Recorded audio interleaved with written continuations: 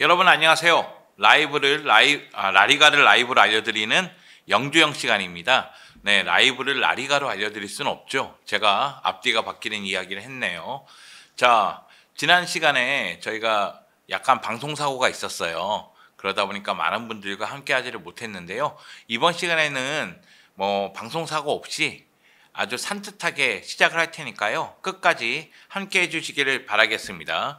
추억님 안녕하세요. 빨간만 얼굴 나 영석 아저씨 무시하지 마. 네, 이빨하고 네, 자 본부님인가?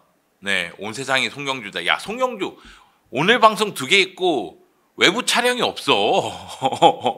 나 그렇게 바쁜 사람이 아니야. 네, 집에서 또영주 TV만 열심히 하고 있는 사람입니다. 자, 양주님, 영주형님 안녕하세요. 이사TV 팬입니다. 살 많이 빠지셨네요. 건강관리 잘하십시오. 감사합니다. 양지훈님. 양지훈님, 내가 이따가 다시 체크할 거야. 꼭 이렇게 얘기하고 쓱 하고 나가시는 분들이 있더라고. 근데 양지훈님 끝까지 함께 해주시기를 바라겠습니다. 자, 엉망님께서 영주형 아프지 마세요. 아프지 않습니다. 요즘 굉장히 좋습니다. 자, 송강인 줄. 송강은 너무 잘생겼죠? 저희 와이프가 너무 좋아하시는 탤런트인데 송강하고 저하고는 네, 송만 같을 뿐이죠. 아, 송강은 진짜 너무 잘생겼어. 네, JS현님, 형님 안녕하십니까? 안녕하세요. 조현빈님 안녕하세요. 최혜찬님 안녕하세요. 패드리님, 제가 패드리 너무 사랑하는 거 아시죠? 요즘 라이브에서 자주 뵙는 것 같네요. 네, 요즘 라이브를 좀 많이 하는 편입니다. 블랙핑님 안녕하세요. 다이어트 하고 있습니다. 지금 84kg으로 들어왔습니다. 근데 살이 잘 안 빠져요. 근데 운동을 매일매일 하니까 살은 안 빠지는데 몸은 좋아진다는 느낌이 듭니다. 70kg대로 들어갈 수 있을까? 한 79kg로 들어갈 수 있을까? 거의 불가능한 미션인데 일단 톰 크루즈 형님도 미션 임파서블을 계속 하시니까 저도 한번 도전은 해볼 생각입니다. 양지훈님 정주행 하시겠다고 감사합니다.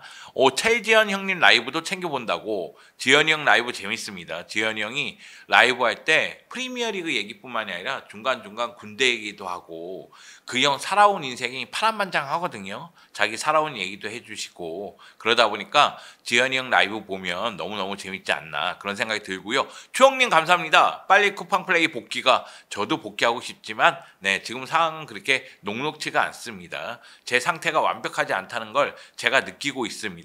양산시 스터레지님, 위고비가 저거 살 빼는 약이죠? 저게 입맛 없어지고 위가 좀 차인 듯한 느낌이 들어서 먹는 게 좀 조절이 되는 그런 약으로 알고 있거든요. 저희 누나가 호주에서 혈압이 너무 높다고 그런 거 있잖아요. 동생이 한국에서 쓰러지니까 부랴부랴 호주에서 혈압 검사를 했는데 우리 누나가 혈압이 너무 높은 거야. 네, 피는 물보다 진하죠. 그래서 호주 쪽에서 의사 선생님이 야, 지금 안 되겠다. 위고비 맞아라. 그래서 위고비를 주사로 맞았다고 하더라고요. 그래서 한 달 만에 4kg가 빠졌다고 합니다. 근데 저도 그렇고 저희 누나도 그렇고 살은 빠지지만 혈압은 내려가지 않고 있으니까 아마 저 위고비 주사를 계속 맞는 것 같아요. 그리고 호주 의사 선생님은 그랬다고 하더라고요. 위고비 주사를 맞으면 1년 정도는 맞아야 된다. 왜냐면은 저걸 끊는 순간 다시 돌아온대요. 요요 현상이 나온대요. 그러니까 이게 더부룩하고 입맛이 없고 그래서 먹지 않다 보니까 살이 빠졌는데 저걸 끊으면 입맛이 돌아오니까 막 먹으면서 요요 현상이 온다고 하더라고요. 그래서 위고비를 맞는 그 기간 동안에는 자기의 생활 습관을 좀 안 먹는 쪽으로 바꿔놔야 된다. 그래서 1년 정도는 위고비 맞으면서 생활 습관을 바꿔라. 우리 누나한테는 그렇게 얘기했다고 합니다. 물론 이거는 호주 쪽 얘기니까 호주 의료계 얘기니까 한국 의료계에서는 정확하지 않을 수 있습니다. 네, 호주의 외국인 선생님이 그렇게 얘기했대요. 어우, 잘생겼다고 고맙습니다. 최혜찬님. 네, JS현님 재밌죠? 재밌다고 소문 좀 내주세요. 네, 안토니 레드카드 장면 보셨나요? 걘 왜 그런 거야? 난 솔직하게 얘기해서 베티스가 헤타페 상대로 2대1로 승리를 거뒀는데 이 경기 안토니 잘했다고 생각해요. 안토니가 이스코 골을 돕기도 했고, 그리고 이 경기에서 드리블을 2차례나 성공시켰나? 그리고 볼 경합을 10번 이상 했어. 그러니까 제가 얘기하고 싶은 건 그런 거였어요. 볼 경합에 적극적으로 다가서라. 볼 경합에 잘하는 건 그 사람의 능력이지만 못하더라도 적극적으로 해야 된다. 이런 얘기를 했는데 볼 경합도 되게 많이 하고, 그래서 아니, 팀은 승리하고 있고 도움도 하나 했고, 물론 골은 못 넣었지만, 그러면 안토니는 할 만큼 한 거거든. 근데 안토니가 아마 다음 경기가 레알 마드리드전인지 알고 있었던 거 아닐까? 오, 레알 마드리드전은 뛰기 싫어. 막 이런 느낌 아니었을까? 오, 레알 마드리드 무서워. 막 이런 느낌 아니었을까? 그래서 태클하고 퇴장당했습니다. 다이렉트 퇴장. 이게 참 이게 뭡니까 이게. 참 이해가 안 갑니다. 나만 이해가 안 가나? 아니 안토니 잘했다니까. 그 정도면 쏘쏘해. 잘했어. 그러더니만 결국에는 마지막 순간에 자기가 잘한 거 다 까먹는 그런 상황이 됐죠. 지금 흐름이 매우 좋았습니다. 안토니가. 물론 이제 주중에 펼쳐진 헨트하고의 2차전은 좋지 못했지만 그 전까지 보면 라리가 MOM을 3번이나 했고요. 그리고 헨트하고 1차전에서는 또 골도 넣었고요. 그래서 지금까지는 흐름이 매우 좋았는데 이번에 또 휴식이 들어가야 되니까 뭐 퇴장당했으니까 다이렉트 퇴장이니까 아마 2경기 출전 정지가 나오지 않을까 이런 생각이 드는데, 여하튼 그러면 결국은 안토니가 흐름을 이어나가지 못하는 상황이 되니까, 물론 이거 흥분한 거 아닙니다. 네, 너무 흥분하는 거 아닐까요? 안토니가 흥분했다고요? 난 내가 흥분했다고. 내가 좀 자주 흥분해가지고 흥분한 거 아닙니다. 그냥 멍청한 놈 그렇게 얘기하는 거예요. 아니 열심히 공적을 쌓아서 한 번에 날리는 그런 멍청한 놈이 어딨어. 스투피드. 그런 생각이 좀 들었다. 그런 말씀을 드리고 싶습니다. 안토니 입장에서도 아까 전에 농담 삼아서 얘기했지만 레알 마드리드하고 경기는 전 세계가 보잖아요. 그건 안토니가 보여줄 수 있는 거야. 나 여전히 팽이 돌기 잘해. 나 여전히 슈팅은 괜찮아. 이런 거 보여줄 수 있는 무대가 쫙 깔려 있는데 멍석 깔아주면은 제 힘을 발휘하지 못한다고 이 무대를 밟지 못하는 상황이 됐습니다. 징계로 못 나온 상황이 됐습니다. 여하튼 뭐 안토니 얘기를 누가 하셔서 안토니 얘기를 잠깐 해봤습니다. 자체 휴식이죠. 네, 장규진님께서 얘기하는 대로. 양산시 스타르지님께서 안토니가 바르셀로나 리그 우승을 막네. 야, 안토니는 그 정도 영향력이 없어요. 안토니는 그렇게 대단한 애가 아니야. 레알 마드리드가 뭐 베티스를 상대로 승리할 가능성이 농후하긴 하지만 어떻게 될지 또 모르잖아요. 이스코 더비 아니야, 이스코 더비. 그 경기는 이스코가 어떻게 할지가 더 관심이 가지. 네, 호드리고 비니 엔드릭 보기 싫어서 안 나온다는 거. 이 브라질 동료들 보기 싫어서 안 나온다는 얘기인데요. 설마 그 정도까지 그렇게 쪼잔할까? 안토니가 쪼잔하진 않겠죠? 야, 진짜 보기 싫어서 안 나온다면 거의 송영주 수준이다, 진짜. 너무 쪼잔한 거다. 그런 생각이 좀 듭니다. 이번 시즌 바르셀로나 트래블 갈 수 있을까요? 자, 라리가 리뷰를 시작합니다. 라리가 25라운드 리뷰인데 제가 3경기를 준비했습니다. 아틀레티코 마드리드, 바르셀로나, 레알 마드리드 경기 준비했거든요. 지금 시간 순서대로입니다. 요 3경기를 준비를 했는데 요 3경기 왜 준비를 했느냐? 이 3팀은 다 트래블이 가능합니다. 지금 저에게 바르셀로나 트래블 갈 수 있을까요? 라고 물어봤는데 이거는 그 누구도 장담할 수가 없습니다. 아틀레티코 마드리드 코파델레이에서 바르셀로나 만납니다. 챔피언스 리그에서 레알 마드리드를 만나요. 바르셀로나 코파델레이에서 아틀레티코 마드리드 만나고 챔피언스 리그에서 벤피카 만나죠. 바르셀로나는 타 팀에 비해서 챔피언스 리그 대진은 수월한 편입니다. 자, 레알 마드리드 코파델레이에서 소시에다도 만납니다. 여기까지는 웃었죠. 근데 챔피언스 리그에서 아틀레티코 마드리드를 만나고요. 레알 마드리드가 맨시티 잡고 올라온 것까지 생각하면 챔피언스 리그 대진 자체가 죽음의 일정, 고난의 일정, 험난한 일정, 말 그대로 굉장히 어려운 경기가 펼쳐질 가능성이 큽니다. 그리고 여러분 잘 아시겠지만 이번 주 수요일, 내일 모레예요. 수요일 목요일 코파델레이 4강 1차전이 펼쳐집니다. 수요일 경기는 바르셀로나 아틀레티코 마드리드, 목요일 경기는 소시에다드 레알 마드리드 경기가 펼쳐지니까요. 이번 주가 지나가면 코파델레이는 사이즈가 좀 나오지 않을까? 청진기 한번 갖다 대야지 병명이 나오잖아. 당신은 중증 외상센터로 가세요. 이런 얘기를 할 수가 있는 거 아니야. 거기 주지훈이 있습니다. 이런 얘기를 할 수 있는 거 아니야.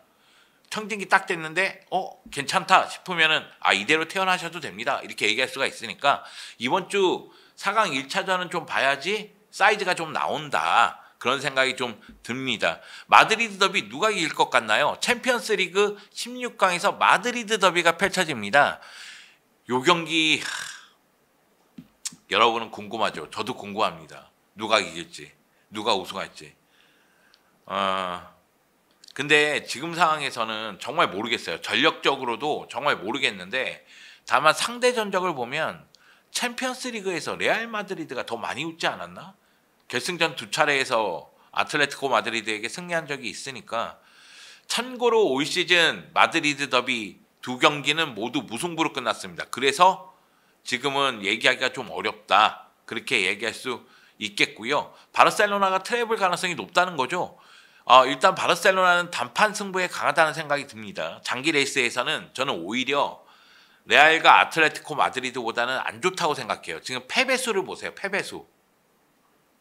그러니까 아틀레티코 마드리드는 스쿼드가 두텁고 레알 마드리드는 승리하는 법을 어느 정도 알고 있고 바르셀로나는 단판 승부에 매우 강한 면모를 보여주는데 장기 레이스에서 생각지도 못한 팀에게 라인이 뚫리면서 실점하고 패배하는 경우가 있어서 장기 레이스에서 바르셀로나가 어느 정도 해줄지가 관건인데 지금 이 순간 라리가 1위는 바르셀로나니까 그 점을 좀 위로 삼아서 일단 바르셀로나가 트래블 하기를 원하고 있는 상태이긴 합니다. 사람이 욕심이 끝이 없다. 처음에는 라리가 우승만 해도 아니야. 처음에는 한지 플릭이 팀만 제대로 이끌어도 그런 정말 큰 욕심이 있었는데 보다 보니까 이게 큰 욕심이 아니야. 라리가 이거 잡을 수 있는 거 아니야? 스페르코파 우승하는 거 보니까 코파델레 이거 우승하는 거 아니야? 챔피언스 리그 대진 보니까 챔피언스 리그 우승할 수 있는 거 아니야? 욕심이 끝도 없이 커져요. 물론 어느 순간 현실과 부딪히면서 현실의 괴로움을 알게 되겠죠. 그래도 지금 이 순간엔 즐기고 싶다. 이건 뭐 아틀레티코 마드리드, 레알 마드리드 똑같은 얘기입니다. 라리가 순위를 잠깐 말씀드리자면 라리가 1위는 승점 54점의 바르셀로나, 2위는 승점 54점의 레알 마드리드. 두 팀은 승점이 같습니다. 바르셀로나가 이 승자승 원칙에서 위에 있고 더 많은 골을 얻기 때문에 지금 1위를 달리고 있고요. 3위는 아틀레티코 마드리드인데 승점 53점입니다. 승점 1점 차예요. 그래서 요 세 팀은 라운드가 계속될수록 순위가 요동칠 것으로 보입니다. 그래서 누가 우승할지 모른다. 이런 생각이 좀 듭니다.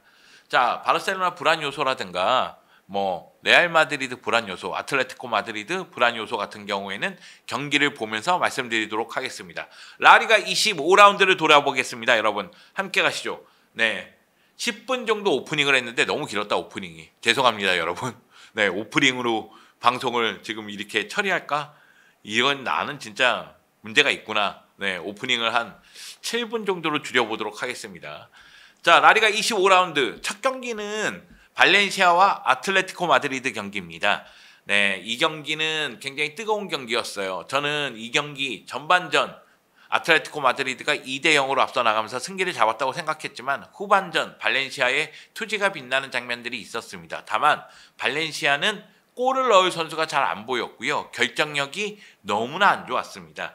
자, 이 경기에서 훌리안 알바레스가 2골 넣고요. 앙헬 코레아가 추가골을 넣으면서 아틀레티코 마드리드가 3대0으로 승리를 거뒀는데 아틀레티코 마드리드 입장에서는 시메오네 감독이 코파델레이 4강 1차전 바르셀로나 원정 경기잖아요. 그 경기도 준비했어야 됩니다. 그러다 보니까 결국 선발 라인업에 변화를 줄 수밖에 없었죠. 여기다가 바리오스가 부상이고 코케가 징계였어요. 그러다 보니까 로드리고 데폴의 파트너로 오른쪽 풀백 역할을 했던 마르코스 요렌테를 올렸고요. 그 대신 왼쪽에 아스필리쿠에타, 오른쪽에 몰리나를 배치했습니다. 투톱으로는 훌리안 알바레스하고 그리즈만이 나왔는데 최근에 훌리안 알바레스하고 그리즈만의 호흡이 너무 좋다. 저는 이 경기 훌리안 알바레스 기립박수 보냈습니다. 훌리안 알바레스의 결정력은 너무나 빛났어요. 이 경기에서 슈팅 5개, 유효 슈팅 2개, 그리고 2골 넣었는데 훌리안 알바레스의 움직임 자체는 너무나 좋았습니다만 먼저 제 눈에 들어온 건 그리즈만이에요. 그러니까 그리즈만이 사실상 오른쪽 라인에서 공격을 전개하긴 하지만 폭넓게 움직이는 장면이 많았고요. 실질적으로 공격을 전개할 때 보면 박스 바깥쪽에서 플레이메이커 역할을 굉장히 잘해줍니다. 물론 그리즈만이 안쪽으로 들어갔을 때 로드리고 데폴이 또 그 역할을 해주기도 하지만 일단 그리즈만이 플레이메이커 역할을 너무나 잘했다. 여러분 훌리안 알바레스 첫 골 한번 떠올려 보세요. 그리즈만의 로빙 패스를 사무엘 리누가 들어가면서 발리 슈팅. 이게 골대 맞고 나왔을 때 문전 혼전 양상에서 훌리안 알바레스가 마무리 지으면서 선제골이 터졌거든요. 그러면서 기선제압에 성공을 했고 그 다음에 그리즈만이 오른쪽에서 플레이를 하다가 왼쪽으로 이동한 다음에 왼쪽에서 크로스를 올렸는데 훌리안 알바레스가 수비 사이 낙하 지점으로 들어가면서 헤더로 마무리. 훌리안 알바레스의 마무리 능력 정말 빛났는데 그리즈만의 경기에 미치는 영향력? 와 대단하구나. 그래 아틀레티코 마드리드 팬들이 얘기하는 게 맞아. 그리즈만은 축구를 잘해. 이런 느낌이 드는 경기였고요. 그리고 후반전에는 얘기했다시피 코파델레이 4강 1차전을 준비해야 되니까 많은 선수들을 교체시켰고 앙헬 코레아가 교체 투입됐는데 추가골을 넣으면서 이 경기는 3대 0으로 마무리가 됩니다. 자, 시메오네 감독 4-4-2 포메이션을 가동합니다. 물론 4-4-2 포메이션이긴 하지만 수비 라인이 두 줄 수비를 하다가 어느 순간 수비 쪽에 숫자가 늘어나면서 공간을 안 주고 그리고 공을 갖고 있는 선수가 2선과 3선 사이에 들어왔을 때 미드필더와 수비가 에워싸는 장면이 있습니다. 그 정도로 수비 전술이 뛰어나다는 얘기고요. 여기다가 얀 오블락의 활약이 수비에 마침표를 찍어주는 느낌이 있습니다. 그렇다 할지라도 실질적인 포메이션을 보면은 여러분이 쉽게 아실 수가 있을 거예요. 그만큼 시메오네 감독이 공격 쪽에서는 훌리안 알바레스를 최전방 쪽에 두고 훌리안 알바레스를 최대한 이용하는 모습이고 그리고 그리즈만이 약간 그 밑에 내려와서 실질적인 플레이메이커 역할을 한다. 그게 알 수가 있는 장면이 나옵니다. 또한 수비 쪽에서도 결국은 공간을 안 주고자 노력을 하는데 이 경기는 상당히 잘 풀리는 경기였기 때문에 나름대로 수비 쪽에서의 간격이 뭐 약간 벌어져 있는 것처럼 보이긴 하지만 수비 쪽에서도 안정된 모습을 좀 보여줬다. 그리고 요렌테가 수비 앞쪽에서 보디가드 역할을 굉장히 많이 했구나. 이게 느껴졌습니다. 전반전 사무엘 리누라든가 줄리아노 시메오네가 굉장히 많이 뛰는 모습도 있었습니다. 자, 이 경기는 아틀레티코 마드리드가 승리할 경기였고요. 그리고 승리를 했습니다. 그렇기 때문에 뭐 큰 문제는 없습니다. 이 경기 결과에 따라서 아틀레티코 마드리드는 공식 8경기에서 5승 3무를 기록했고요. 라리가 3위에 위치하고 있습니다. 반면에 발렌시아 같은 경우에는 승점 23점으로 라리가 18위에 위치하고 있고요. 라리가 17위 라스팔마스하고는 승점이 동률입니다. 발렌시아 얘기는 잠시 후에 하고 아틀레티코 마드리드 이야기부터 하도록 할게요. 바르셀로나에서 망한 렁글레를 시메오네가 살려냈다. 이거는 제가 여러 번 얘기했지만 바르셀로나의 수비 전술과 아틀레티코 마드리드의 수비 전술은 차이가 있습니다. 아틀레티코 마드리드는 수비 마인드를 갖고 있는 선수들이 팀을 이루고 있는 팀이에요. 훌리안 알바레스 그리즈만도 수비할 때 굉장히 적극적입니다. 그리고 수비 시에 미들블록 그리고 로우블록 그러면서 수비 라인에서 간격을 안 줘요. 근데 바르셀로나 같은 경우에는 오프사이드 트랩을 가동하는 경우가 많고 라인을 올리는 경우가 많으니까 수비수들이 뒤로 나오면서 스피드 경쟁하는 경우가 많단 말이에요. 그러면 렁글레 입장에서는 선수 놓치면 실점, 손 쓰면 반칙. 그러니까 렁글레 입장에서는 바르셀로나에서 수비하기가 더 어려웠을 겁니다. 그런 측면에서 렁글레는 아틀레티코 마드리드에 더 어울리는 것 같다. 시메오네 감독, 렁글레는 아틀레티코 마드리드에 더 어울리네요. 이 종료는 천만입니다. 그 이상도 언제든지 환영입니다. 자, 제가 얘기하고 싶은 거는 훌리안 알바레스입니다. 훌리안 알바레스에 대해서는 이야기를 좀 해야 될 것이라고 생각이 드는데요. 발렌시아전에서 74분 뛰었습니다. 그러면서 2골 기록했고요. 슈팅 5개, 유효 슈팅 2개입니다. 슈팅 봤을 때 요요 슈팅은 다 골로 연결됐다고 보면 돼요. 그래서 요요 슈팅 대비 득점력은 매우 좋다 이렇게 말씀드릴 수가 있겠고, 히트맵을 한번 보세요. 히트맵을 한번 보면은 정말 필드의 모든 곳에 발자국을 찍어놨습니다. 물론 공격 쪽에서 더 많이 뛰긴 했죠. 근데 이 선수가 수비 시에는 깊숙이 내려와서 수비 가담도 해줬다는 얘기예요.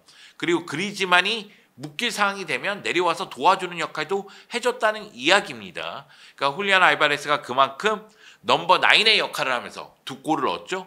그러면서도 넘버 9답지 않은 플레이를 보여주면서 공격의 윤활유 역할도 했다. 활동량도 정말 대단했다. 이렇게 말씀을 드리고 싶습니다. 사실 이 선수가 맨시티에서 아틀레티코 마드리드로 이적료 7,500만이었죠. 옵션이 2,000만이니까 뭐 9,500만 유로라는 얘기도 있습니다만, 여하튼 이적료 생각했을 때 전반기 부진은 좀 아쉬웠어요. 근데 올 시즌 지금 이 순간 공식 경기 기록을 보면 아쉽지가 않습니다. 올 시즌 공식 38경기에서 19골 4개의 도움을 기록했고요. 팀 내 최다골입니다. 그리즈만보다 더 많이 넣었고 세르로토보다 더 많이 넣었고 앙헬 코레아보다 더 많이 넣었어요. 팀 내 최다골이고요. 라리가에서 2경기 2골 넣으면서 9골 2개의 도움을 기록했습니다. 여러분 아실지 모르겠지만 아틀레티코 마드리드 라리가 팀 내 최다골도 9골, 훌리안 알바레스와 세르로토입니다. 제가 얘기하고 싶은 건 훌리안 알바레스가 라리가에서도 지금 힘을 발휘하고 있는데 라리가, 챔피언스리그, 코파델레이 무대를 가리지 않는다. 네, 모든 무대에서 골을 잘 넣고 있다. 이 이야기를 드리고 싶어서 그렇습니다. 물론 이제 훌리안 알바레스에 대해서는 잠시 후에 다른 이야기도 좀 덧붙일 텐데, 팀에 있어서 이 선수는 매우 유용한 선수라는 게 뭐라고 할까요? 기록에서 다 나타나요. 셀로트 로테이션으로 나오는데 많이 넣었어요. 맞습니다. 셀로트가 교체로 주로 나오는데 교체 투입돼서 6골 넣었으니까, 그리고 라리가에서 총 9골 넣었으니까 교체 멤버로서 골을 진짜 많이 넣은 거예요. 셀로트가 바르셀로나전도 그렇고 최근에 무슨 경기였더라? 교체 투입돼서 골을 진짜 잘 넣으면서 마치 슈퍼서브 같은 느낌도 들었거든요. 앙헬 코레아도 마찬가지긴 합니다. 이 선수가 공식 경기에서 7골 넣었나? 근데 앙헬 코레아 같은 경우에도 주로 교체로 많이 넣었으니까, 그 전 봤을 때에는 시메오네 감독은 스타일이 약간 차이가 있는, 각자 특성이 있는 스트라이커들을 많이 보유하고 있다는 건 굉장히 유용하죠. 이 팀의 장점이라고 할 수가 있습니다. 자, 그리고 훌리안 알바레스 얘기를 좀 이어가자면 최근 4경기에서 3골 1개의 도움입니다. 물론 뭐 훌리안 알바레스가 미친 듯이 막 20골 넣고 있고 막 이러면 좋겠지만, 초반에 적응하는 시간을 생각했을 때에는 지금 물이 올라왔기 때문에 지금부터 더 많은 골을 넣을 거라고 생각을 하거든요. 그리고 최근 득점력이 너무 좋아요. 최근 4경기에서 3골 1개의 도움이니까 그 점 봤을 때에는 훌리안 알바레스가 더욱더 기대를 갖게 만든다. 이 얘기를 드리고 싶고요. 제가 훌리안 알바레스 이야기를 하는 이유 중에 하나는 바로 이 점 때문에 그렇습니다. 훌리안 알바레스가 라리가 원정에서 7골을 넣었더라고요. 라리가에서 9골 넣었는데 라리가 원정에서 7골이에요. 아틀레티코 마드리드 팬들은 알고 계실 겁니다. 지난 시즌 아틀레티코 마드리드 홈에서 막강했어요. 안방 불패. 근데 원정에서 뭐야 이거? 이랬던 기억 안 납니까? 홈과 원정의 성적이 달랐단 말이에요. 그런데 올 시즌은 홈과 원정 모두 힘을 발휘하거든요. 근데 원정에서 골 넣어줄 선수가 나타났다는 게 매우 중요하다는 거죠. 원정에서 7골을 넣고 있으니까 이거는 팀 성적에 직결된다는 거예요.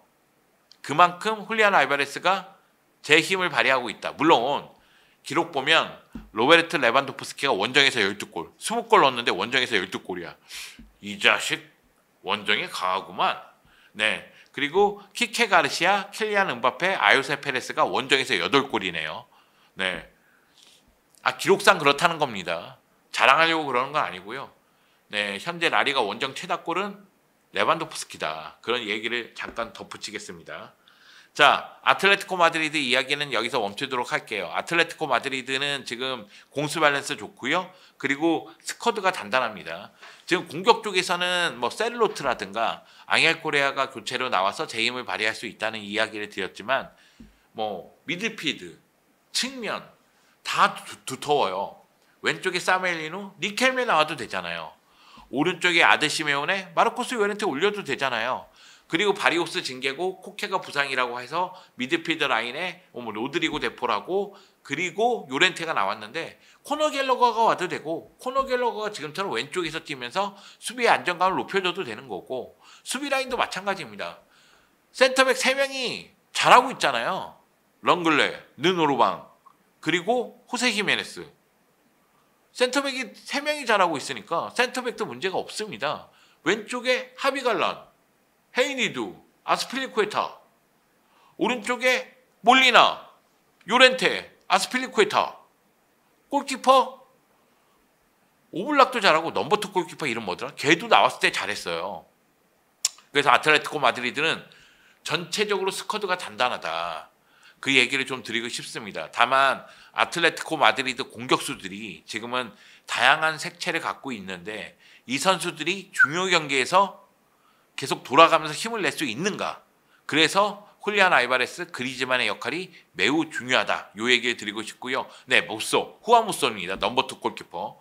라리가 한 경기인가? 2경기 나왔었는데 그 경기에서도 괜찮았어요. 후아무쏘.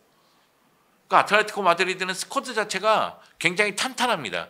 저는 레알이나 바르셀로나보다 아틀레티코 마드리드가 더 스쿼드가 탄탄하다고 생각하고 있고요. 지금 같은 일정에서는 시메오네 감독이 선수를 잘 운영을 해야 돼요. 그런 생각이 있습니다. 자, 요 아틀레티코 마드리드 상대가 발렌시아예요. 저에게 발렌시아 많이 강등당하지 않겠느냐. 발렌시아 이번 시즌 어렵지 않느냐. 이런 얘기 많이 합니다. 피터림 회장에 대해서 쌍욕을 날리는 분들이 진짜 많죠. 경기장만 보더라도 피터림 아웃이 계속 나오니까. 발렌시아 같은 경우에는 12월 말에 루벤 바라 감독을 경질을 했고요. 그 대신 코르베란 감독이 부임을 했습니다. 그런데 여러분 발렌시아의 순위가 18위지만 코르베란 감독 지금 잘하고 있는 거예요. 내가 이렇게 얘기하면 욕 듣나? 루벤 바라 감독 밑에서 10위 안으로 시즌을 마감하긴 했는데 지난 시즌. 근데 저는 코르베란 감독 잘하고 있다고 생각합니다. 왜냐하면 코르베란 감독이 11경기 소화했거든요. 11경기 소화했는데 5승 2무 4패예요. 근데 4패가 레알에게 패배, 바르셀로나에게 패배, 아틀레티코 마드리드에게 패배. 이거 패배 당할 경기잖아요. 야, 내가 저주 내리는 거 아니다. 임대현. 내가 저주 내리는 거 아니야. 11경기 중에서 4패를 당했는데 4패는 레알, 바르셀로나 그리고 아틀레티코 마드리드에게 당했다. 그 얘기를 드리는 겁니다. 송펠레라고 하지 마. 지금 저주 내리는 거 아니야. 물론 바르셀로나에게 연속으로 대패를 당하다 보니까 이미지 자체가 이거 문제가 심각한데 이게 잡히기는 했지만 그래도 코르베란 감독 상대 전적 봤을 때 이 정도면 이건 괜찮은데? 11경기 치러서 5승 2무 4패면 그것도 레알, 바르셀로나, 아틀레티코 마드리드 경기가 포함되어 있는데 그러면 이 정도면 나쁘지 않겠다 이런 생각이 들고 코르베란 감독이 이 아틀레티코 마드리드하고의 경기에서 이 3백을 들고 나왔어요. 물론 이제 3백 자체의 안정감은 너무 떨어지더라. 내가 생각할 때 발렌시아는 수비 쪽에 숫자를 늘리는 것보다 미드필더하고 수비 라인의 간격을 어떻게 연계하면서 줄이고 효과적으로 수비하느냐의 문제 같아. 왜냐면 박스 바깥쪽에서 그리즈만이 너무 자유로워. 날라다녔다니까. 그러니까 수비 많으면 뭐해. 뒤쪽에서 들어오면 놓치는데. 물론 이제 이 경기를 놓고 봤을 때 그렇다는 겁니다. 그리고 공격수 사디크도 답답하긴 하더라. 우고드로가 나와야 돼. 우고드로가. 네, 이 경기를 봤을 땐 답답했는데 코르베란 감독이 최근에 11경기 소화하는 동안 4-4-2, 4-2-3-1, 5-4-1, 3-4-2-1 포메이션을 계속 바꿔가고 있고요. 발렌시아가 젊은 팀이에요. 그러니까 굉장히 많이 뛰는 팀이라는 거죠. 그래서 제가 느끼기에는 우고드로가 해결사 모습 보여주고 이 경기에서 교체 투입됐지만 알메이다가 중앙 쪽에서 플레이메이커 역할을 해주고 그리고 하비게라처럼 하드워커가 열심히 띄워주면 그러면 이 팀 충분히 잔류할 수 있다. 그리고 17위 라스팔마스하고 승점이 같잖아요. 그래서 여러분이 저에게 발렌시아 잔류할 것 같냐? 강등 나갈 것 같냐? 이런 질문하면 전 잔류할 것 같다고 얘기할 것 같습니다. 영주형이 저렇게 말하시니 야 저주 송펠레 영주형이 저렇게 말하시니 발렌시아 강등 당하겠네. 나머지 1패는 어느 팀인가요? 송영주의 저주 아니 발렌시아가 4패가 레알 1패, 아틀레티코 1패, 바르셀로나에게 2패예요. 네, 라리가에서 하나, 코파델레이 하나가 있어요. 그래서 이렇게 4패예요. 네.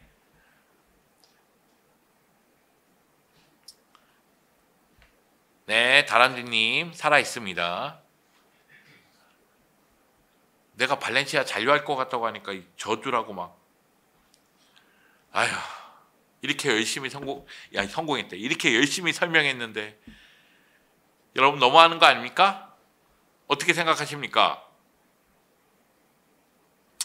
자, 그리고 다음 경기 얘기해야 되겠죠? 다음 경기는 바르셀로나 경기입니다. 아, 바르셀로나 씨. 네, 바르셀로나 솔직하게 얘기해서 저는 이 경기 좀 실망스러웠어요. 네, 영주형은 실망했다. 전반전 답답했거든요. 너무 답답했어요. 그런데 이제 후반전에 교체 투입된 다니 올모하고 페란 토레스가 연속골을 넣으면서 2대0으로 승리하긴 했습니다. 근데 승리를 거두는 게 중요하니까. 왜냐하면 이 경기 펼쳐지기 전에 바르셀로나가 12경기 무패였어요. 10승 2무였습니다. 그런데 코파델레이 아틀레티코 마드리드 경기 앞두고 패배당하면 흐름이 너무 안 좋아지니까 승리를 거두는 게 매우 중요했거든요. 여기다 라리가 1위 경쟁도 있으니까. 근데 결국 승리를 거뒀습니다. 결과를 가져왔다는 얘기고요. 자, 바르셀로나 같은 경우에는 이 경기에서 4-2-3-1 포메이션으로 나왔습니다. 한지 플릭 감독은 4-2-3-1 포메이션을 유지하고 있는 상태죠. 물론 코파델레이 경기를 준비해야 되기 때문에 에릭 가르시아, 마르크 카사도, 페르민이 선발 출전하면서 조금의 변화는 꽤 했습니다. 테어 슈테겐하고 베르나라고 그리고 크리스텐센은 여전히 부상이고 텐센 같은 경우에는 훈련에 참가하고 있으니까 곧 모습을 드러낼 수도 있을 것 같습니다.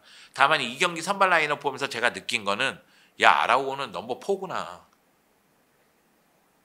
넘버 1은 쿠바르시, 넘버 2는 이니고, 넘버 3는 에릭, 넘버 4가 아라우오구나. 텐센 돌아오면은 아라우오 넘버 5 되는 거 아니야? 이 경기 보면서 그런 느낌이 좀 들었습니다. 물론 이 경기는 라스팔마스가 굉장히 거칠게 임한 경기예요. 라스팔마스가 현재 17이고 최근 분위기가 굉장히 안 좋습니다. 이 경기 펼쳐지기 전에 최근 공식 7경기에서 승리가 없었어요. 그러니까 이 경기 패배로 최근 공식 8경기에서 1무 7패를 기록했으니까 라스팔마스의 분위기는 매우 안 좋다. 라스팔마스가 감독 교체를 단행했음에도 불구하고 최근 분위기 자체는 너무 안 좋다. 뭐 이런 이야기를 드리고 싶고요. 바르셀로나 입장에서는 이 경기 잡으면서 라리가 1위로 올라갔습니다. 바르셀로나 그 전체적인 포메이션을 보면 알 수 있겠지만 라민 야말의 스피드와 드리블을 최대한 이용하려고 그래요. 그래서 경기 전체적인 선수들의 포진을 보면 레반도프스키보다는 라민 야말이 조금 더 위에서 플레이를 합니다. 그러니까 라민 야말에게 볼이 가면 라민 야말이 직접 드리블로 치고 들어가거나 또는 여기서 반대편에서 볼이 없을 때 움직이기 좋은 하피냐가 들어갈 때 연결해 주거나 이런 장면이 많이 나온다는 거죠. 여기다가 또 한 가지 레반도프스키 같은 경우에는 수비를 끌어내는 역할도 한다는 거예요. 그러니까 레반도프스키보다는 라민 야말이 전체적으로 포메이션은 위에 있다는 이야기가 됩니다. 근데 이 경기는 전반전 보면서 제가 너무나 답답했던 게 레반도프스키, 하피냐, 라민 야말, 페르민 나 사랑하거든? 근데 이 친구들 마지막 패스가 막 끊기거나 패스 미스가 나오거나 뭔가 마무리가 안 좋거나 전반전에 엄청 답답했어. 여기다 카사도 알아. 삼촌이 잘 알아. 카사도야. 네가 심리적으로 압박감을 느끼니까 안정적인 플레이 하고 싶지. 그러니까 눈에 보이는 짧은 거리에 있는 선수에게 그냥 횡패스 하거나 백패스 하거나 그러면서 볼을 돌리고 싶지. 알아. 형이 잘 알아. 형 아가리 FC 스트라이커 출신이다. 잘 안다. 근데 그 위치에 있는 선수는 수비하고 공격을 연결해줘야 돼. 그러니까 카사도 네가 그렇게 볼을 옆으로나 뒤로 돌리면 네 파트너 페드리는 혼자 독박 쓴다니까. 그러니까 페드리 혼자 열심히 볼을 날라줘야 된다니까. 아이고야. 나 알아. 네가 열심히 뛰는 거 알아. 잘 알고 있어. 내가 너 활동량 적다고 욕한 적이 없어요. 그러니까 공수 연결할 때 시야를 넓게 네가 저쪽으로 행패스를 해야 될 거 아니야. 근데 옆에 있는 사람에게 주면 안 되지. 그치? 볼을 잡으면 시야를 넓게 가자는 말이야. 아니 하피냐가 저쪽 라인에 있고 발데가 저쪽 라인에 있어요. 하피냐래 참. 라민 야말이 저쪽 라인에 있고 발데가 저쪽 라인에 있어요. 하피냐가 들어가려고 준비하고 있단 말이야. 그러면 너의 선택권은 주위에 있는 선수도 있지만 저쪽 끝으로 이쪽 끝으로 아예 한 번에 넘기고 이거 얼마나 많아요. 그래서 전반전이 답답했다. 그리고 라스팔마스가 압박 자체가 너무 강렬하다 보니까 반칙도 많았어요. 그래서 반칙으로 끊기는 경우가 많았고 주심이 웬만하면 그냥 놔두는 경우가 있었어요. 그래서 뭐 라민 야말 같은 경우에도 발을 밟혀가지고 피가 흥건한 장면이 있긴 있었는데 전체적으로 바르셀로나가 경기를 푸는데 어려움이 있었고 한지 플릭 감독이 생각하기에는 지금 제가 얘기하는 공격 라인에서 유날류 역할은 공격형 미드필더 자리, 그러니까 레반도프스키 밑에 자리에 있는 선수가 해줘야 된다고 생각한 것 같아요. 그래서 그 자리에 다니 올모가 후반 시작과 동시에 나옵니다. 그리고 다니 올모가 선제골이자 결승골을 넣죠. 네, 라민 야말의 패스를 다니 올모가 마무리 지으면서 아름다운 골이었어요. 그러면서 1대0으로 바르셀로나가 앞서 나가고 결국 이 경기의 승기를 잡습니다. 다니 올모가 박스 안쪽으로 들어가서 직접적으로 타격하는 데 있어서는 뛰어난 능력을 갖고 있는 것 같아요. 차비 감독이 왜 그렇게 직접적으로 상대 골문을 타격할 수 있는 미드필더를 요구했는지 이해가 됩니다. 다니 올모 보면 이해가 돼요. 긴도안은 그런 의미로 영입했지만 긴도안은 엄한 데 썼죠. 상황이 안 좋아서. 여하튼 다니 올모가 선제골 넣고 그리고 교체 투입된 페라니 추가골을 넣었습니다. 카사도가 불만스러우면 제2의 티아고 바세티치를 800억에 사십시오. 저 양산시 진짜 내가 찾아간다. 여기 스터리지가 누구야? 내 양산 가서 스터리지 찾는다 진짜. 지금 카사도에게 불만이 있어도 베르날이 돌아옵니다. 도용이 있다고. 바세티치가 왜 필요해 지금. 근데 바세티치를 800억에 팔려고 그래. 이거 전문용어로 사기꾼.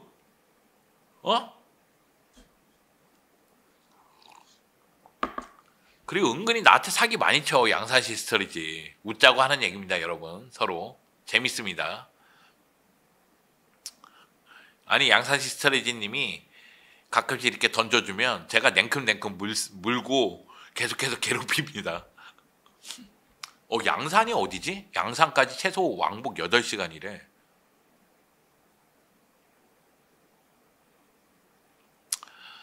근데 양산시 스터리지님은 좋을 거야. 지금 리버풀이 어마무시하니까.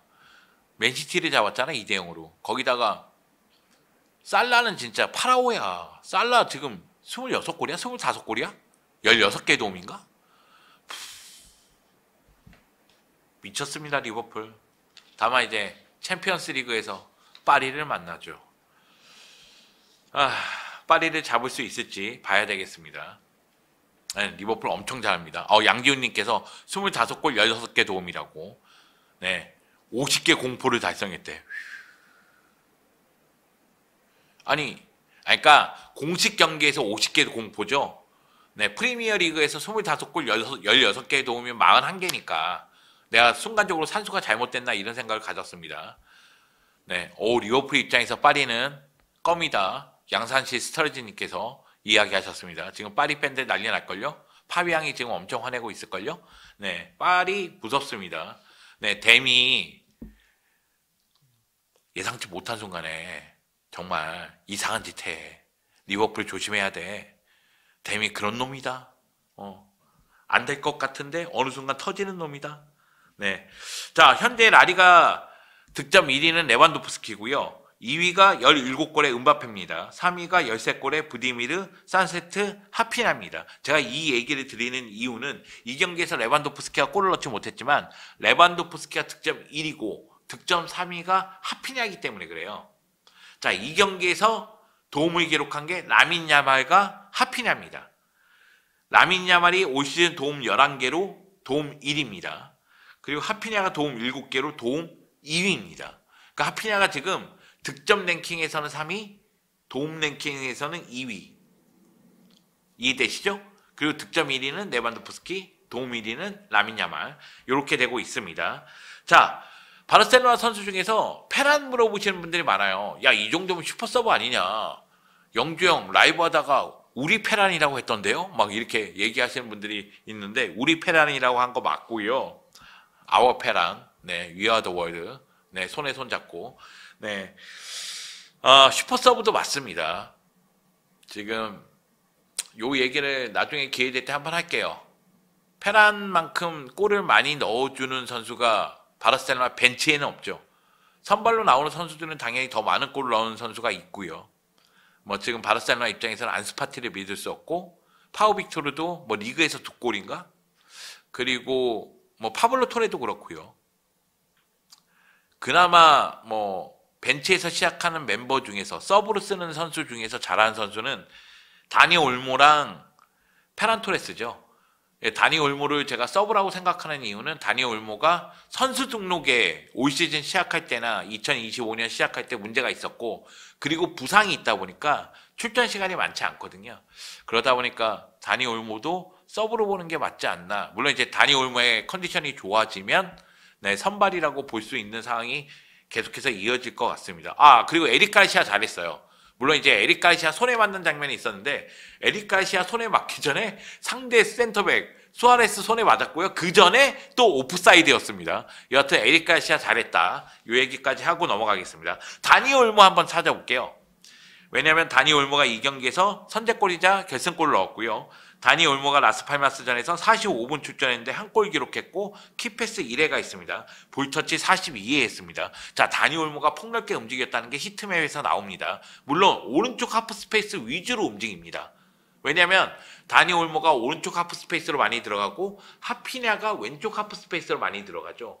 그러니까 하피냐도 오프 더 볼에 강하고 다니 올모도 연계 플레이 그리고 오프 더 볼 상황에서 강합니다. 그 두 선수 모두 올 시즌 득점력은 매우 뛰어난 편이고요. 그러다 보니까 오른쪽 하프 스페이스에서 많이 뛰는 모습이 나옵니다. 아, 지난 여름에 라이프치히에서 5,500만 유로에 영입했나? 사실 저는 솔직히 니코를 원했어요. 여러분, 이번 라운드에서 아틀레틱 클루브가 바야돌리드를 상대로 대승을 거뒀죠. 그 경기에서 니코가 미친 활약을 했습니다. 여하튼 저는 니코를 원했습니다. 물론 올 시즌 니코가 전체적으로 보면 부상이 있다 보니까 컨디션이 안 좋다 보니까 전체적으로 만족할 수 있는 수준은 아니지만 후반기는 니코가 날아다닐 것 같아요. 그러니까 저는 왼쪽 윙어 문제를 해결하는 게 더 좋지 않겠느냐. 그리고 사실 가비하고 페드리가 있으면 파블로 토레가 있으면 페르민이 있으면 이 중앙공격형 미드필더 굳이 하피냐가 잘하면 하피냐를 중앙 쪽으로 돌려놓으면 되지 않을까? 이런 생각도 있었거든요. 근데 이제 다니 올모를 영입을 했어요. 라마시아 출신이고 다니 올모가 건강할 땐 잘하니까 다니 올모가 잘할 거라는 기대감은 있었는데 나는 다니 올모 좋더라. 네, 좋더라고요. 나오면 잘해.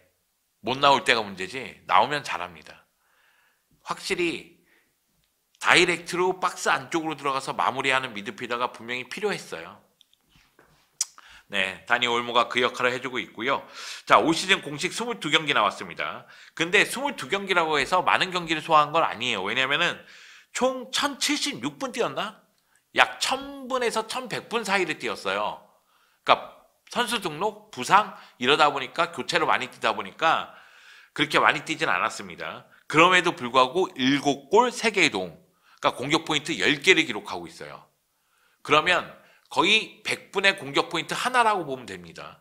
그러니까 다니 올모는 출전 대비 공격 포인트를 생산하는 능력이 매우 좋다. 이렇게 볼 수가 있겠죠.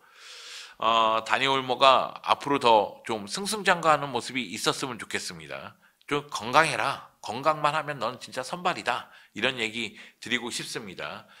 크루이피즘께서 김도환에서 올모로 업그레이드 된 거니 맞습니다. 업그레이드 됐다고 봐야 되죠. 더 젊은 피가 들어왔고 더 활기찬 선수가 들어왔다고 보면 됩니다. 제가 김도환을 무시하는 건 아니에요. 올모 아빠 되나요, 영주 형?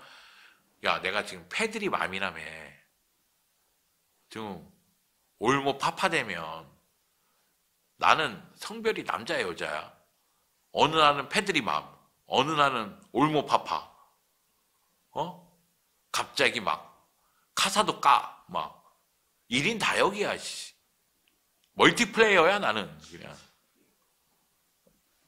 거기서 왜 중성이라고 충성인 줄 알았다. 야, 나 중성이라고? 내가 동방불패냐? 이 사람들이 진짜.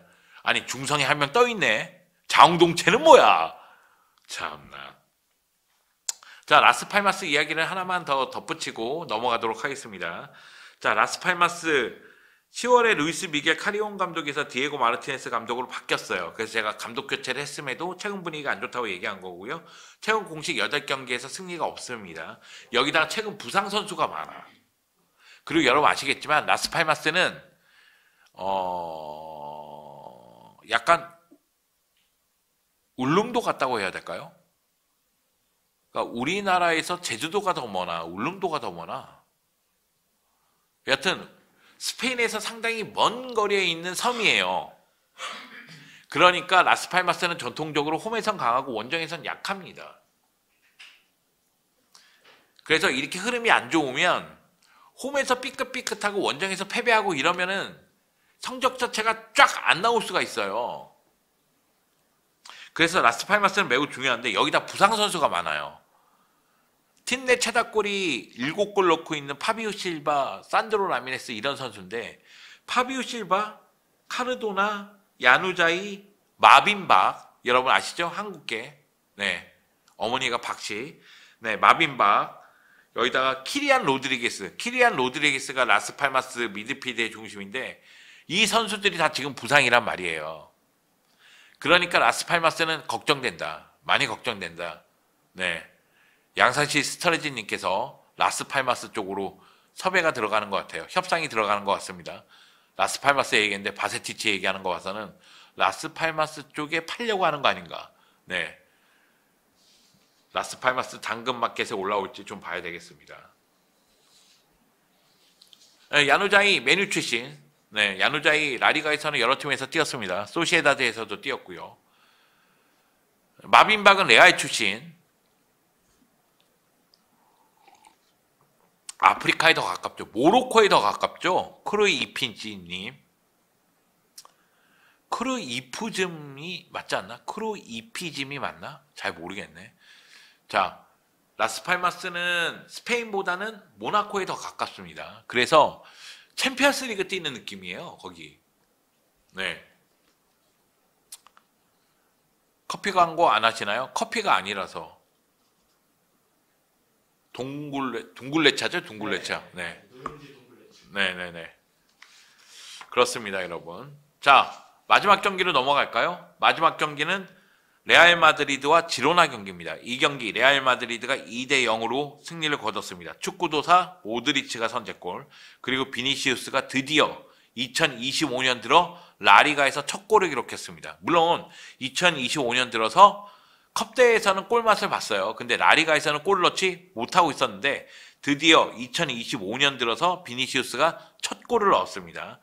자, 이 경기는 지로나의 수비를 칭찬해야 됩니다. 지로나가 제가 생각할 때는 이 4-4-2 형태로 수비했거든요. 그 가운데서 미드필더가 내려가거나 측면 자원이 내려가면서 순간적으로 수비 숫자를 늘려주는 모습이 있었어요. 그 정도로 수비 라인이 유기적으로 움직이는 모습이 있었습니다. 문제는 공격이죠. 공격이 제대로 풀리는 모습은 뭐 그렇게 많지 않았고요. 레알 마드리드가 시종일관 주도권을 갖고 경기에 임했는데 전반전 보면서 느낀 건 레알 마드리드 슈팅이 뜬다. 많이 뜬다. 자주 뜬다. 계속 뜨네. 어라. 얘네 야구하네. 홈런 타자야. 4번 타자야. 되네. 스페인의 4번 타자인데 막 이런 느낌 들 정도로 슈팅이 다 뜨는 거야. 미친 듯이 떠. 물론 요요 슈팅도 있었죠. 근데 제가 기억하기로는 뭐 추아멘이 중거 슈팅 떴죠. 호드리고 슈팅 많이 떴습니다. 왜 그런가? 이거 문제가 있겠는데? 이런 생각이 들었습니다. 그때쯤에 축구도사 모드리치님께서는 우리 팀이 어렵다고? 내가 진두지휘하는데 슈팅 기회가 있는데 슈팅이 뜬다고? 그러면 중거리 슈팅은 이렇게 하는 걸세 하고 중거리 슈팅을 어떻게 처리하는지 보여줍니다. 야, 슈팅 예술입니다. 이거 안 보신 분들 슈팅 꼭 보세요. 슈팅이 24.2m에서 찼나? 하여튼 20m 더 떨어진 데서 찼어요. 이게 가슴 트래핑 이후에 바운드 되는 볼을 밑에서 차면서 드롭성으로 이렇게 날아가요. 미친 거죠. 환상적인 거죠. 그러면서 선제골이 터집니다. 제가 뭐 모드리치 이야기를 잠시 후에 하겠지만 경기가 안 풀릴 때, 특히 상대 수비가 단단할 때, 그때는 모드리치가 빛나는 장면이 있다. 내가 그런 장면을 2번인가 기억한다. 모드리치가 골 넣은 장면. 그러니까 발렌시아전 같은 경우에 기억하거든요. 근데 역시나 모드리치가 해결을 해줍니다. 그러면서 전반전을 1대0으로 마감할 수가 있었고요. 그리고 이 경기 4-4-2로 나왔거든요. 레알 마드리드가 4-4-2로 나왔는데 여러분 잘 아시겠지만 주드 벨링엄은 징계였어요. 그래서 관중석에서 여자친구와 어머니와 함께 이 경기를 봤는데 선남 선녀 잘생기고 예쁘고 그런 느낌이 들었습니다. 자, 왼쪽에 좌드리고 오른쪽에 브라임 디아스, 전방에 음바페, 비니시우스입니다. 그래서 이게 동성정리가 어느 정도 된다는 느낌이 들어요. 특히 비니시우스, 음바페의 동선은 많이 정리됐다는 느낌이 듭니다. 결국 비니시우스가 골 넣는 장면 보면은 비니시우스, 음바페에게 주죠. 그리고 골을 넣을 수 있는 위치를 움직일 때 음바페가 찔러줍니다. 그리고 나서 비니시우스가 반박자 빠르게 톱킥으로 처리해서 골을 넣거든요. 그러면서 2대0으로 이기는데 그만큼 이제 공격 쪽에서 동성정리는 좀 되고 있다. 그런 느낌이 들었고요. 레알 마드리드 입장에서는 좀 답답함이 묻어나는 경기이긴 했지만 그럼에도 불구하고 이 경기에서 2대0으로 승리를 거뒀고 그리고 뭐 엔드릭을 비롯해서 많은 선수들을 교체 투입시키면서 또 코파델레이 경기를 준비하기도 했습니다. 자, 결국 이제 레알 마드리드가 2대0으로 이겼는데 지로나 입장에서는 좀 아쉬운 경기죠. 지로나도 최근 공식 8경기에서 1승 7패니까요. 최근 리그 3연패입니다. 지로나 내가 수비 조직력 좋다고 했잖아. 근데 공격에 치간코하고 단주마하고 반더빅이야. 반더빅 슈팅 쿠르투아가 막은 거 그거 매우 컸어요. 쿠르투아가 후반전에도 누구 슈팅을 막았더라? 단주마 슈팅을 막았나? 하여튼 쿠르투아 미친 선방 2차례 보여줍니다. 근데 단주마도 그렇고 치간코도 그렇고 반더빅도 그렇고 아쉬워. 네, JS현님께서 지로나 에이스 다 뺏겼어. 맞습니다. 에이스 사비오 뺏기고요. 해결사 도우비크 뺏기고요. 네, 공수 연결하는 알렉시스 가르시아 뺏기고요. 지금 공수 연결을 오리올 로메오가 하고 있죠. 물론 이제 블린트도 올라오면서 그 역할을 하긴 합니다. 그런데 좀 그런 느낌이 들죠. 여튼 지로나 걱정된다. 이 얘기 드리고 싶고요. 자, 레알 마드리드 선수 중에서 제가 할 이야기가 있는 선수는 루카 모드리치예요. 네, 루카 모드리치가 지로나전에서 진두지휘하면서 86분 출전했는데 이 한 골이 매우 중요한 경기고요. 이 경기에 MOM으로 선정이 됐습니다. 패스 성공률이 92%나 됩니다. 잘해. 달리 축구도사가 아니야. 보고 있으면 얘는 축구도사다. 이런 느낌이 듭니다. 자, 1985년생이니까 39살이에요. 나랑 9살 차이야. 얘 늙었어.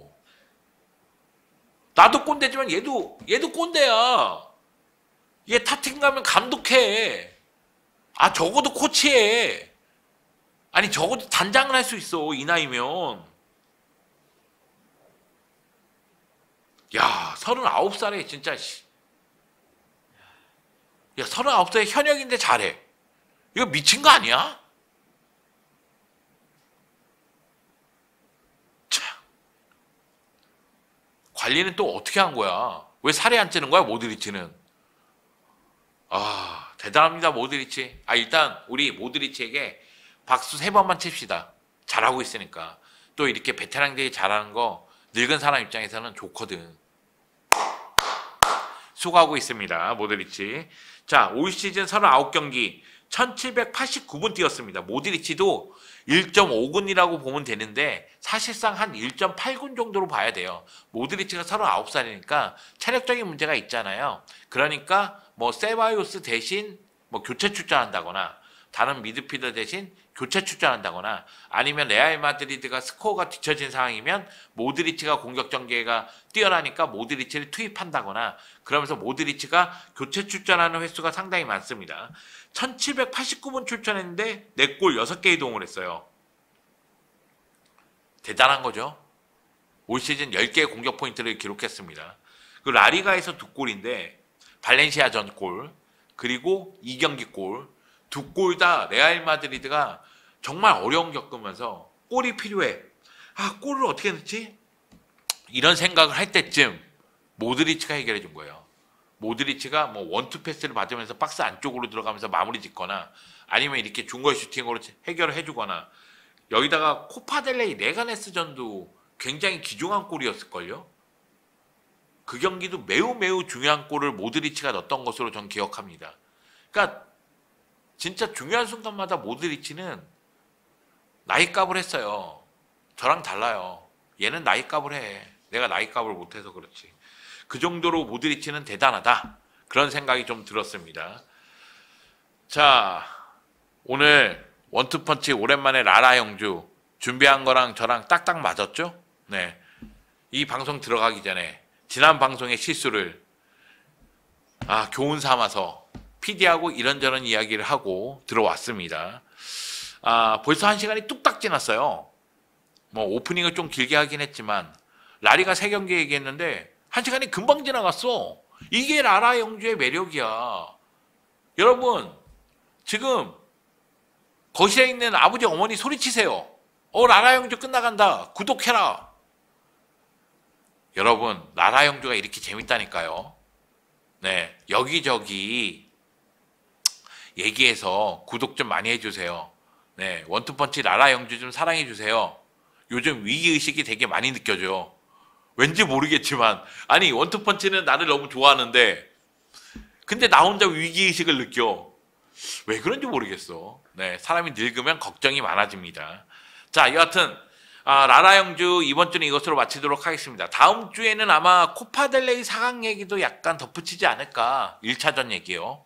네, 그리고 이제 라리가 얘기도 해야 되겠죠. 라리가 1위 경쟁이 뜨거우니까 라리가 1위 다툼하는 팀들만 얘기하더라도 1시간이 후딱 갑니다. 그래서 다음 주에는 또 할 얘기가 많지 않을까 그런 생각이 듭니다. 여러분 1시간 동안 고생하셨어요. 라라 영주 구독해 주시고 함께 해주셔서 너무 감사드립니다. 야 여기서 평식이 찾지 마. 평식이 집 밖으로 못 나와. 걔는 자기 외에 우리 가족 외에는 다 적이야. 평식이가 집에서는 귀엽지. 간식 앞에서는 귀엽지. 집 밖에 나가면은 걔는 거의 폭견이야 폭견. 엄청 짖어. 그래서 평식이를 집 밖으로 데리고 나오기가 좀 겁납니다. 네. 여하튼 라라 영주 이것으로 이번 주 시간을 마치도록 하겠습니다. 여러분 감사합니다.